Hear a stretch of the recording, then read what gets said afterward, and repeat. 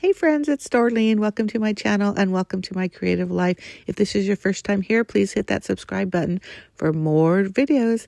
I am working on a one-page layout today. Now, if you look really closely, you're going to see that these papers are from a collection of when we were all on quarantine during the COVID epidemic. And I thought at first I was going to toss it, and then I realized, look at, they have all these B-sides, and the B-sides can be used for anything, which is what I'm doing right now.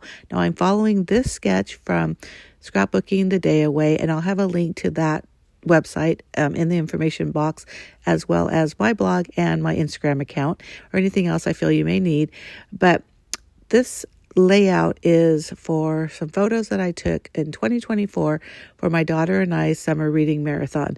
Now, we've been doing summer reading marathon for, well, in 2024, it would have been 24 years because we started when she was 6 years old, and now she's, a lot older.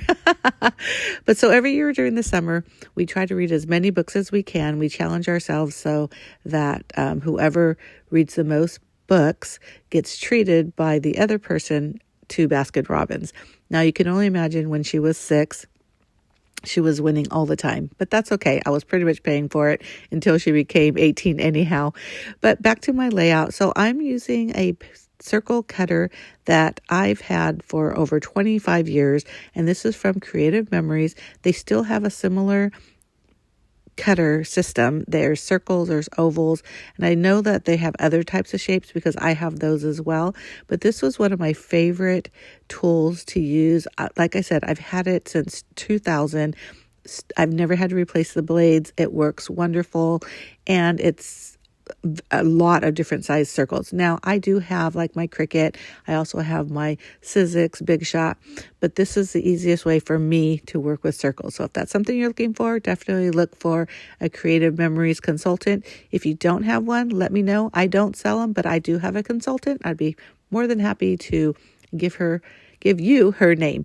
So as the sketch was showing, there's a lot of circles on that left-hand side. So I just cut out an assortment of sizes of circles. I really didn't have anything in mind as far as, exact placement, this and that. I'm just kind of putting them there for now.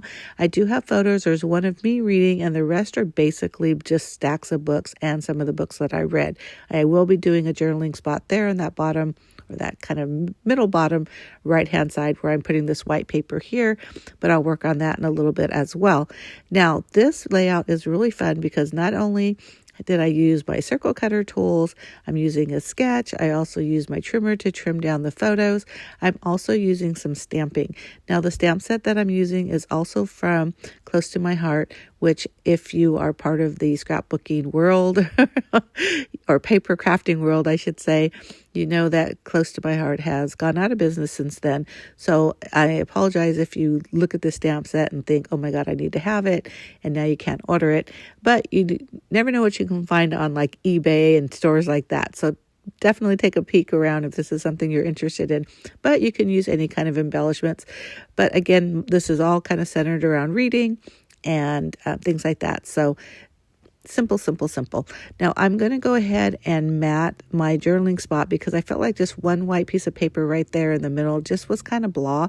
I don't always mat my photos. I don't always mat my journaling spots, but it does definitely look better and more complete when you do. So I decided to grab some more scrap papers and just mat. I believe I mat one other photo, but we'll see. If not, it's been a while since I created this layout.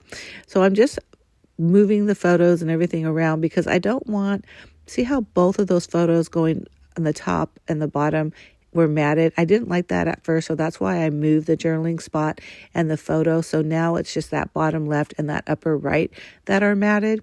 I do remember now I did not mat two other photos, but I just felt like that gave a little bit more balance. So I really like that I did that instead of keeping both of the matted pieces over on that right side. Now here's the stamp set that I was talking about. I honestly don't even know the name of it. I could definitely look it up and put it in the notes information box as well. So look for it there. And I'm just using some scrap paper that I always keep on my desk. I always keep scrap white and scrap black always. And then other colors, I do have a little basket to the side because if you're like me, and I'm sure you are, we keep all the things.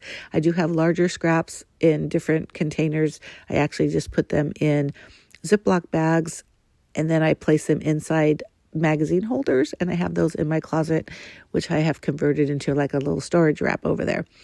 Rack, not wrap. So what I decided to do as far as coloring, I didn't feel like fully coloring all the images, so I just kind of went from the right side and did like little like swipes of color. You could really see it with the lady who's reading, but you could sort of see it with the books. I think the books I did a little bit more coloring, but I didn't really want it to take over the page. I just wanted some color, but kind of just a light look to embellish, but not necessarily like overwhelm the page, if that makes any sense. I'm going to be using that "So Many Books, So Little Time" as my title.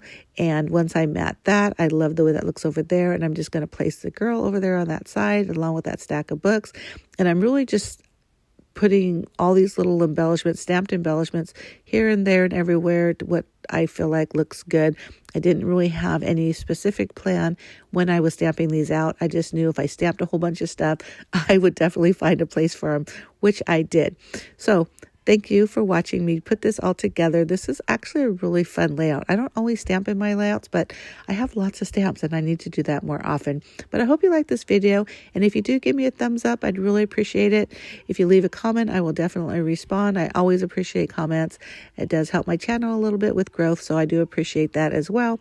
Make sure you hit that subscribe button. I do post at least 2 videos a week. One is always scrapbooking, and the other is whatever it is I'm creating in the Command Center, which is the name of my blog and also my craft room. And that can be literally anything crafty.